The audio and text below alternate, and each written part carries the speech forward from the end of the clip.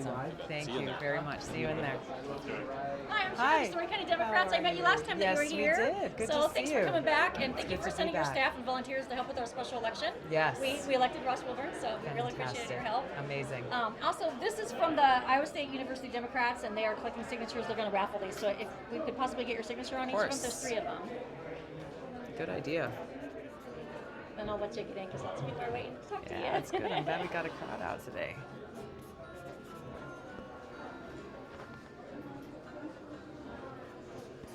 Good evening.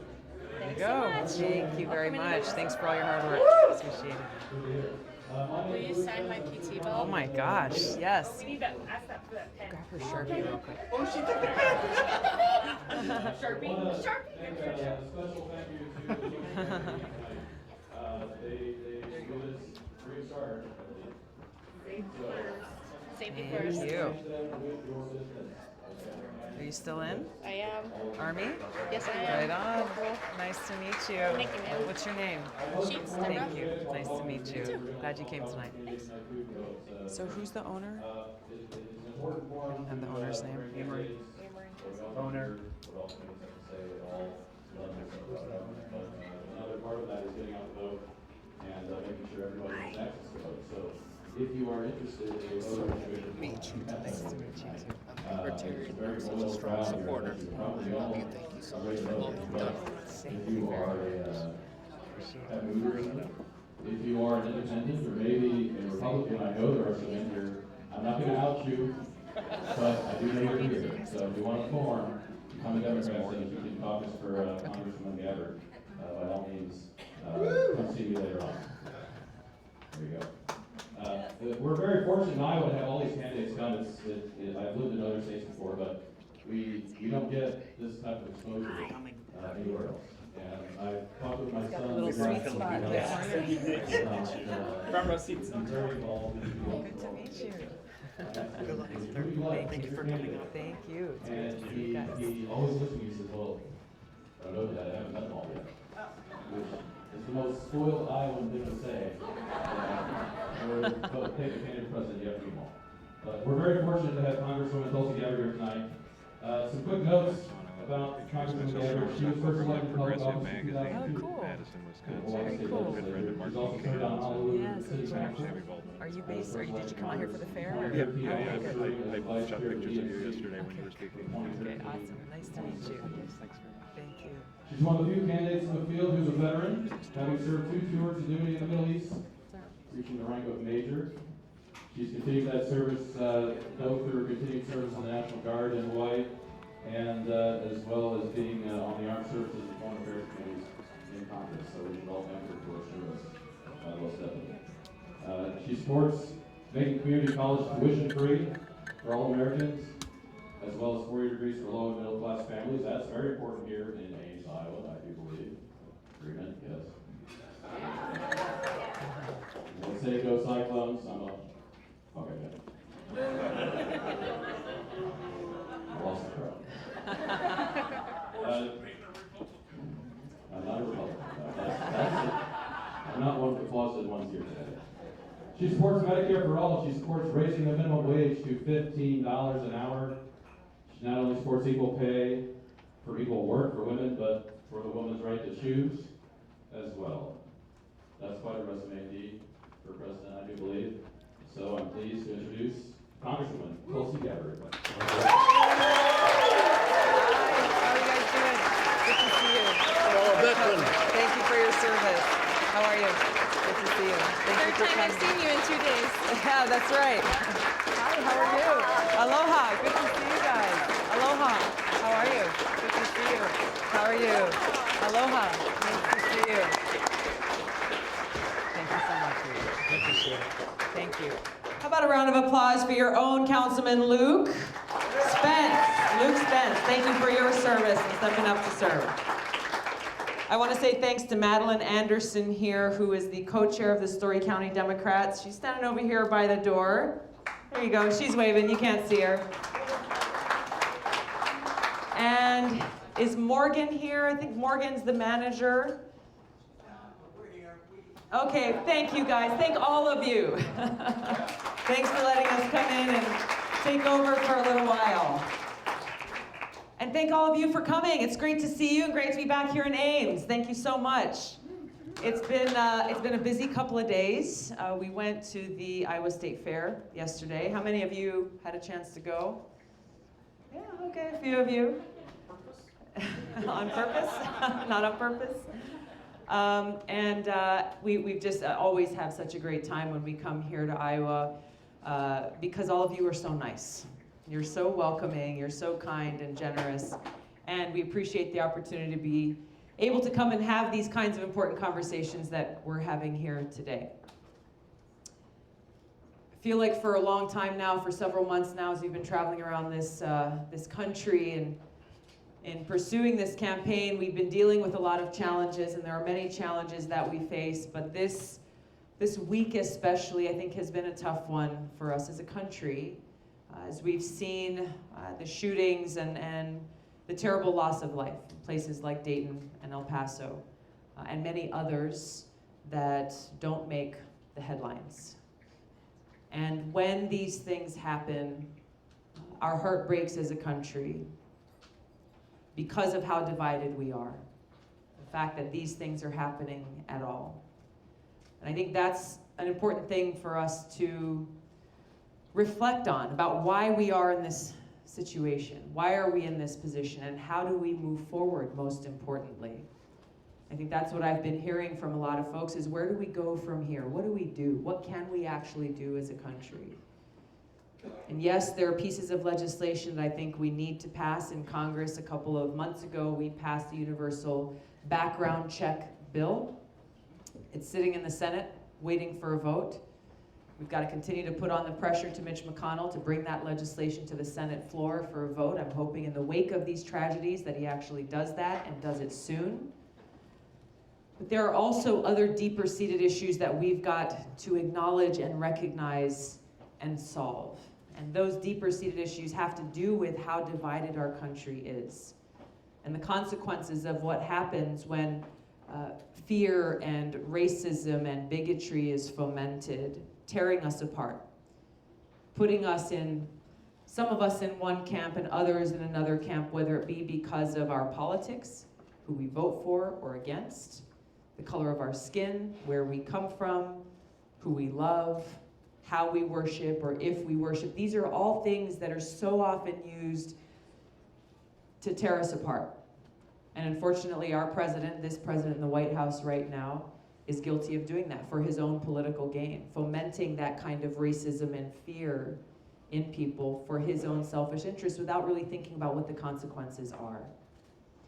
So it's during these times when we recognize the challenges that it's important for us as a people to rise to that challenge, to bridge those divides, to heal these wounds. And how do we do that? We remember what it is that binds us all together as a country. What is that glue that this diverse fabric of this country is woven through that holds us all together? It is who we are as Americans and the rights and the freedoms that are enshrined in our Constitution. Those inalienable rights bestowed upon all of us. That right to life, liberty, and the pursuit of happiness. That when we stand on that common ground, we recognize we are not a perfect country. We have a lot of work to do. We have many challenges to overcome, but when we stand on that common ground, inspired by that love we have for our country and for each other, then we can continue to move closer and closer to that more perfect union. That more perfect union that really does recognize the freedoms we share, that recognizes that every single one of us is created equal, with equal opportunity, as we pursue justice, true justice, and equality and opportunity for everyone. This is what we're talking about, and this to me is the roadmap for us in how we move forward as a country, how we heal these divides and start to bring about the real systemic change that we need to see. I think in this election it's important, and if you've come to this event, you agree with me that we need to defeat Donald Trump in 2020.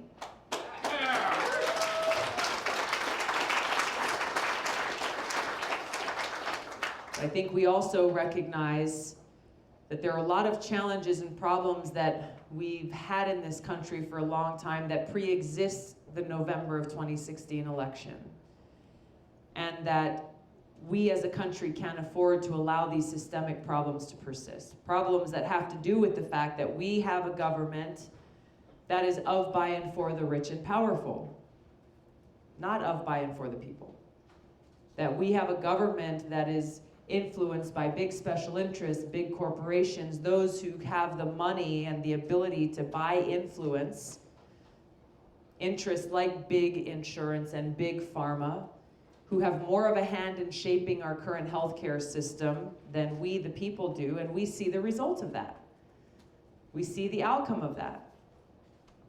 That as tens of millions of people in this country still go without the healthcare they need because they're either not insured or they're underinsured, they have a high deductible and they can't afford to pay it, one healthcare emergency away from total disaster, living in fear of that happening to them or to a loved one, and yet big insurance companies are raking in huge profits. Huge profits. And when we look at their business model for big insurance and big pharma, we see how our healthcare system is not a healthcare system at all. It's a sick care system because their business model is not built around healthy people. It's built around sick people. So we get to the root of how broken our system is, and this is one very prominent example. And why it's so important for us to have a government truly of, by, and for the people that's advocating for the people. Now, healthcare is an issue that's top of mind for, I think, most people in this country. This is why it's important. This is why I support passing Medicare for all, because we've got to make sure that every single person in this country who's sick or in need of care is able to get that care, regardless of how much or how little you have in your pocket. Because we spend more money on healthcare than any other country in the world, and we have far worse outcomes. Where is that money going? It's going to these private corporations, these for-profit corporations, and people are suffering as a result. So if we've got the opportunity to make sure every single American gets quality healthcare and we as a country are paying less, we've got to take that opportunity. This is what happens when we talk about putting people ahead of profits. We look at the environment, climate change. Now this is another issue that gets so politicized, and we see the big money interest behind that politicizing of an issue that's actually important to all of us, and we see how we spend almost $30 billion still every year to subsidize these big fossil fuel corporations, when that money could be staying either in our pockets or investing in renewable energy, getting us off of fossil fuels, so that we're actually providing for our people in a way that is healthy for them and sustainable for our environment. This is what happens when you put people ahead of profits. When you take that big money influence out of Washington and instead say, how do we actually solve the problems that we're facing? Recognizing that this is not a partisan issue. Protecting our environment is an issue that's important for all of us as people. Who in this country can live without clean water? Who in this country can live without clean air? Who in this country can live so long as our environment continues to erode, when we don't have a safe place to live? When these beautiful places that we get to call home are constantly being polluted and eroded?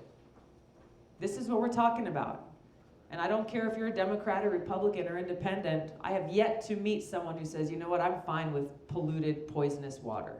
I'm okay with that. Oh, there are plenty of them here. Until it happens to you, until it happens to your family, until your family and your children are the one who are being poisoned by that water. Then it gets very real. But this is real for so many families across the country. There is more that we share in common that provides us with the opportunity to bring about change than we often realize. Criminal justice reform. There's a great opportunity to finally bring about reform and fix this broken justice system that is causing so much harm, tearing families apart, and costing us as taxpayers an incredibly high amount of money. It doesn't have to be that way. And this is an issue where we see conservatives and progressives coming together because they recognize how broken it is, saying we've got to fix it. Congress is dysfunctional in many ways, but this issue is one area where there's an example of how change is possible when we set partisan politics aside and put people first. We passed this historic legislation called the First Step Act. It's a prison reform bill with the goal and the aim of reducing the high recidivism rates in this country and actually helping make sure that those who have served their time are able to go out and contribute, be functioning members of society again. And what we've seen, this bill was passed several months ago, less than a year ago, and just in the last month, I think there's over 5,000 people now who've been released from prison and back into their families and communities as a direct result of this legislation. That's huge. You think about their families, you think about their lives. This is what's possible. We can do more. We have to do more. Sentencing reform, pass sentencing reform that's long overdue. Ending private prisons, making it so that private corporations are not profiting once again off of a model that incentivizes them to keep people in those prison cells and in those beds, rather than saying, how do we actually help people and reduce these recidivism rates in this country? We've got to get rid of the cash bail system. I can tell you in my home state of Hawaii and communities across the country, you've got people who are arrested or charged with a crime, but who have not yet gone through the justice system, who've not yet been convicted of a crime, but who are held in custody oftentimes for months because they don't have enough money in their pocket to pay for the bail. That's not how we should be making these decisions, because on the other hand, you have people who are charged with serious crimes. They got a lot of money, they can pay bail, and they go on with their life. It's a system that benefits the rich and punishes the poor. And speaking of those who get off easy, because they've got the money and the power, we have to look no farther than big Wall Street banks and big pharma and those responsible for the opioid crisis.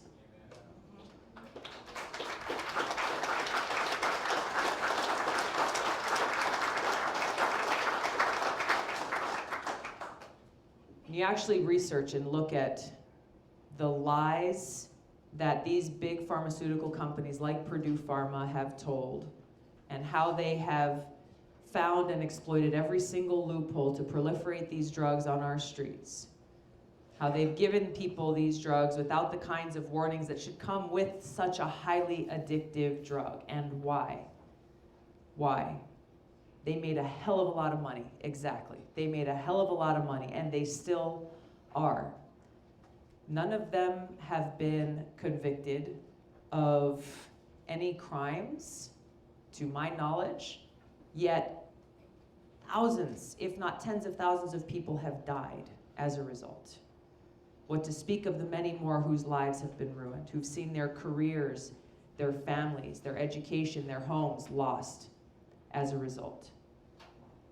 Wall Street banks is the same story. We know that these Wall Street banks are bigger today than they were back when they were too big to fail, and we as taxpayers bailed them out. All those families who lost their homes and their pensions and their retirement funds, they didn't get a bailout. They didn't get a bailout from the government. Who got it? It was the big banks. The big banks who were still spending money to pay for lobbyists in Washington today to fight against the kind of regulation that we deserve, to fight against reinstating the Glass-Steagall Act so that they stop gambling with our futures. They're the ones who are holding that influence. That's why we're in this position today. These are all many different examples, and there are more as we talk about infrastructure and higher education and education, serving the needs of our people. But they all come back to these basic core problems that only we the people can solve. When we talk about a government of, by, and for the people, this is why it is so critical. And it's easy to be disheartened because we see how powerful big money is. We see how powerful the establishment is in Washington. But we cannot forget the power that we have in our hands, the power of the people. Because it is only we, the people, who have the ability to overcome the powers that be in Washington, to make sure that they are truly serving our interests. We cannot forget that every time there is an election, it is we, the people, who have the opportunity and the power to hire or fire those who hold those offices. That's in our hands.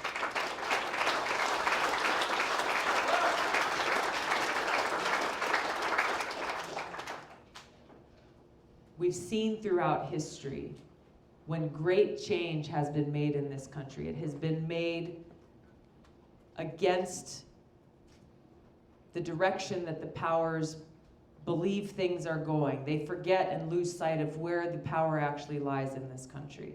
When these big changes have happened in the civil rights movement and the movement that gave us as women the right to vote, these big movements have happened because we, the people, have risen up and demanded that change. And I believe we are at that moment in our country now where we have been failed for far too long by leaders who have left us behind.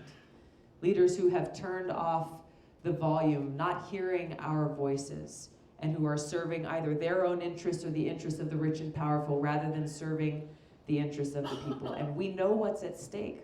There is so much at stake. It is our lives, it is our home, it is our safety and our security. Now, there's an issue that's central to all of these that I think it's important to address, and that is the cost of war. It's an issue you don't hear talked about very much these days, but our foreign policy is inseparable from our domestic policy, because as we're talking about the needs of our people, that requires resources, that requires investment. As we sit here today, we as taxpayers are spending $4 billion every month in Afghanistan. $4 billion every month.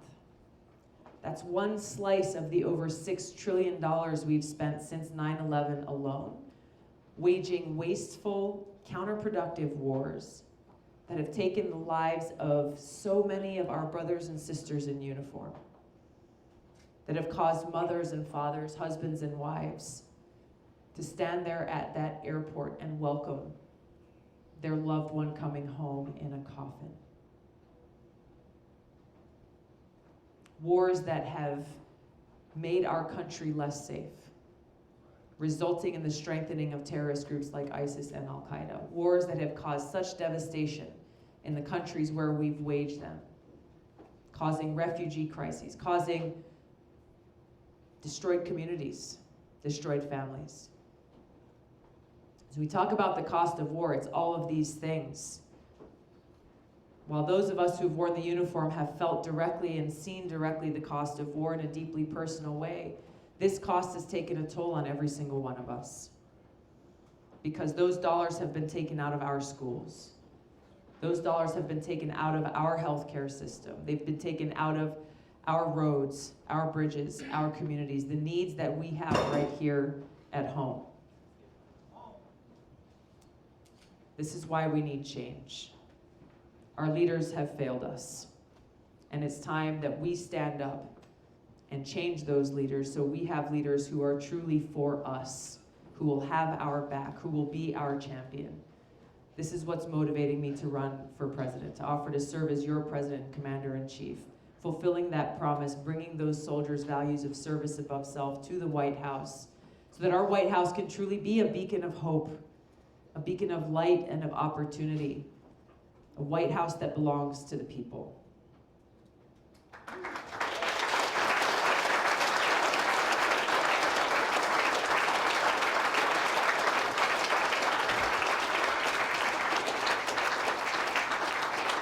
So I want to close by just saying thank you, because you're here today because you care.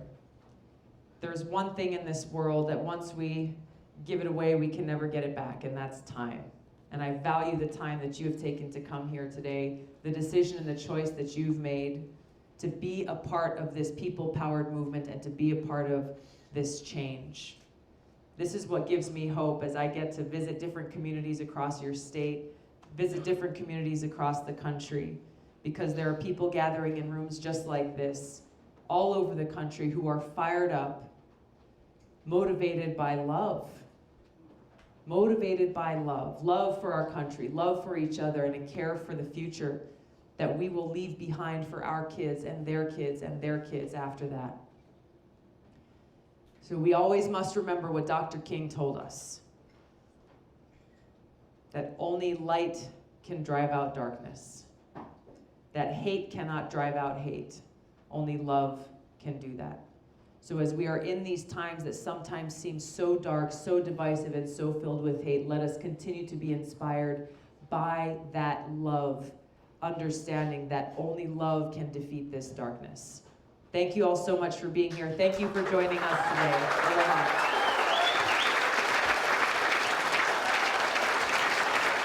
Thank you so much.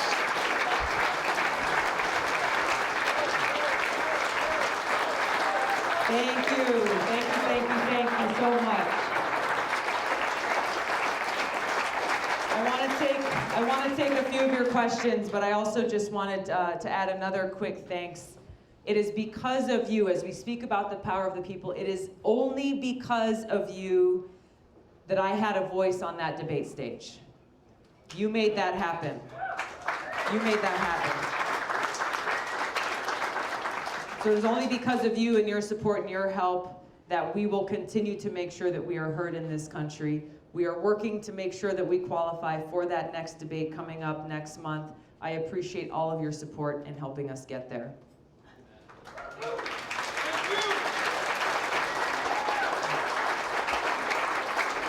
Thank you. I'm going to take my first question right here. My name is Thomas, and I'm from the Vega. My number one concern is about climate change. I'm looking for someone who wants to lead us back into the agreement, and also what specific plans would you put in place to reduce climate change? And what would you get China to reduce their effect on climate change? And I also wanted to know about the debt ceiling because Easy question.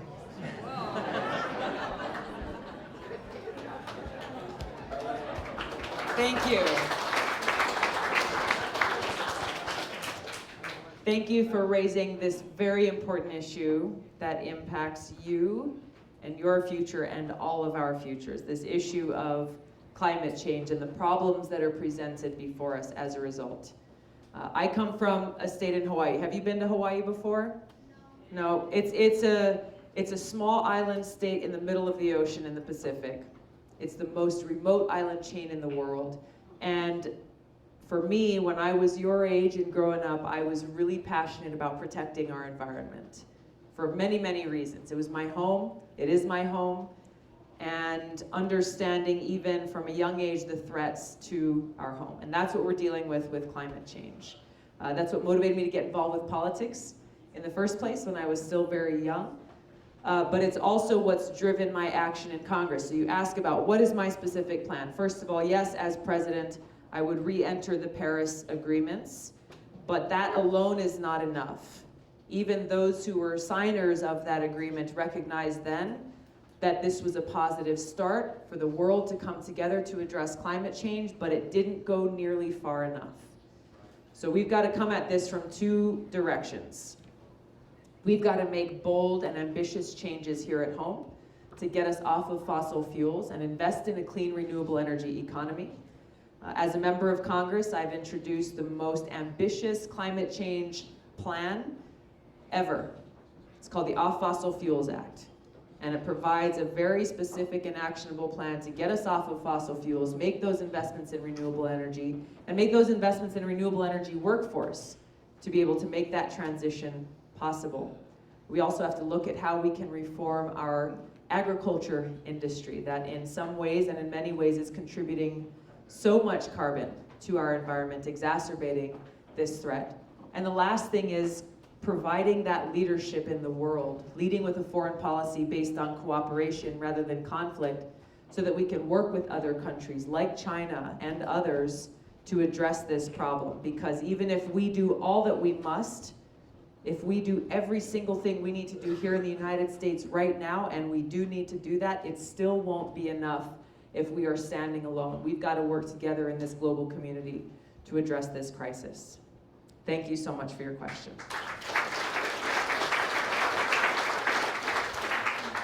Hello, Congresswoman Gabbard. My name is Joe.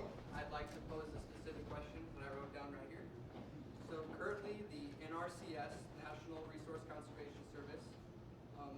programs such as EQIP, Environmental Quality Incentives Program, are not fully compatible with regenerative agriculture, and not all employees have been trained in regenerative agriculture. What policy changes do you propose in assisting farmers and ranchers to transition to regenerative agriculture? Also, do you intend to encourage NRCS and other USDA agencies to train their employees about regenerative agriculture, host workshops for farmers and ranchers on the topic? Thank you. Thank you for your question. That was very specific.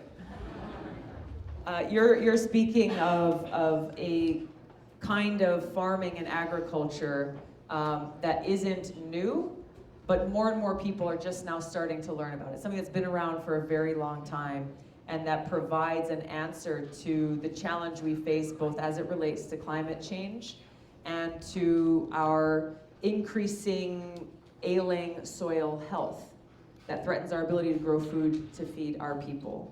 I've had a chance to visit some of the regenerative farms here in Iowa, as well as in other states, and seen and learned firsthand about how beneficial it is to our ability to farm in a sustainable way and to be able to do so for a very long time to come. So yes, both through the USDA as well as through Congress, we're working to reform the Farm Bill and the bureaucratic agencies so that people are learning more about what regenerative farming is and how much of a huge positive impact it could make if more of our farms started moving in that direction. I think that's how we can use the federal government, the power of incentives. Are we incentivizing more of the farming that's perpetuating many of the same problems we're seeing growing, or are we incentivizing more of these farming practices that are good for our economy, that are good for our people, and good for our planet? That's the kind of farming and agriculture policy I would seek to bring about. Thank you. Go ahead. Yes, the enormous gap and ever-growing between the wealth and income inequality in the United States. How would you address that specifically? Thank you. This is such a big problem that again is rooted in how our tax policy benefits the very few who have the most and disadvantages those who are just really working hard and struggling just to survive. So as you heard Lance talk about in the intro, yes, I support raising the minimum wage, but I think that we've got to recognize that in some places and in many places that's not a living wage. It's not enough to survive, and that doesn't deal with the heart of the income inequality that we're seeing that's getting worse and worse with a middle class that continues to drop. We've got to look at our tax policy and our economic policy and turn it on its head and look at how we're taxing. Right now we are taxing labor more than we're taxing capital. That's a specific thing that's got to change. We're looking at how corporations like Amazon are able to completely circumvent our tax code and exploit loopholes and pay no taxes and get a tax credit at the end of the year, while all of us end up paying our full taxes. There's no loopholes for us to exploit.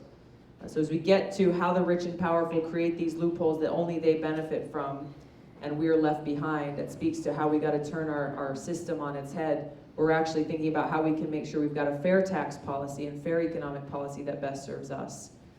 Another area I'm looking at specifically to see how we can help with this is universal basic income. I think that provides great potential that could provide immediate help for those, again, who are literally just struggling to pay the bills and keep the lights on.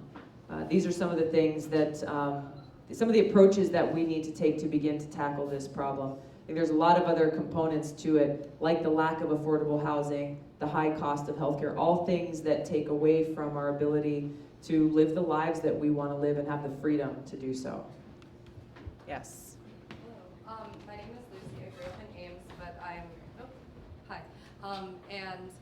go to Michigan State now for criminal justice. So criminal justice is part of like my most important aspects of a candidate.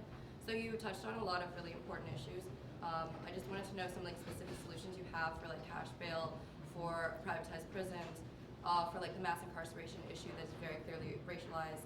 And also I'm very interested in if you have any ideas about just like prisoner rights, because a lot of people think about prisoners as they go to jail, they go to prison, forget about them, but they're still people and we don't treat them like people. Yeah. Thank you for your question. I'm glad to hear that you're going into this field.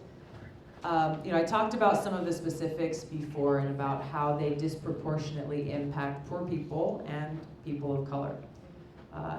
The one that I didn't touch on very much is the failed war on drugs.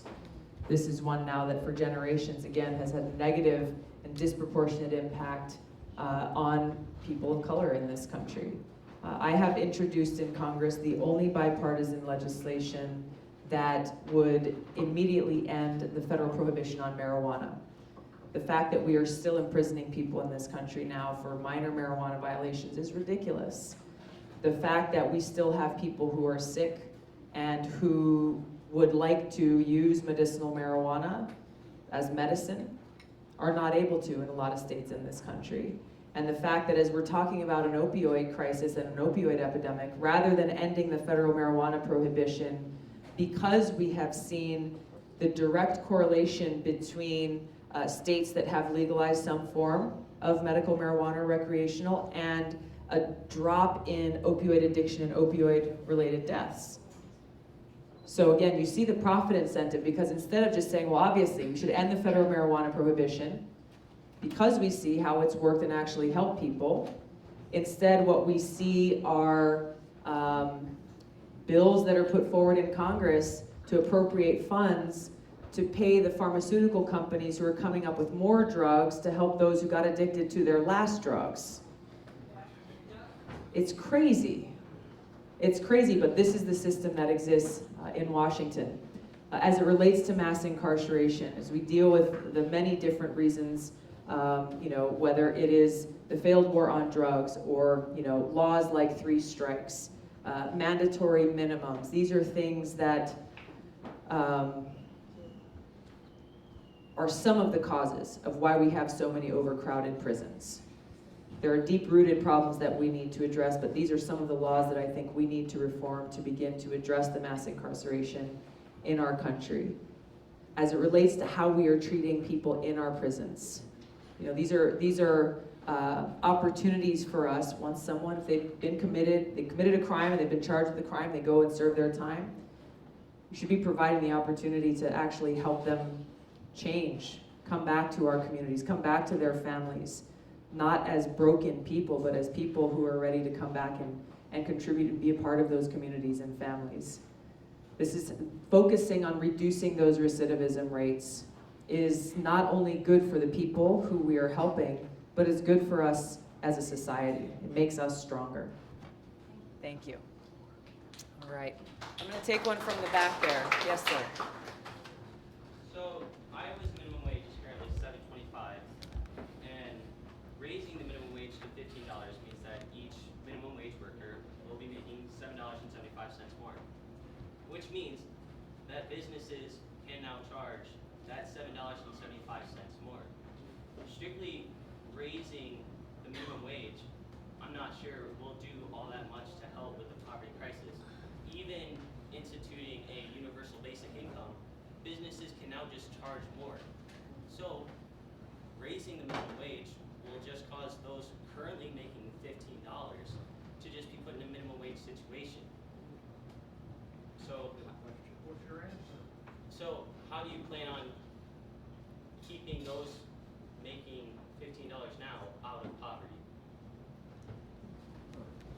First, let's look at how we are in this situation in the first place. We've seen with inflation and the rising of prices and the cost of doing business, the cost of living has increased in this country over time, right? Do you agree with that?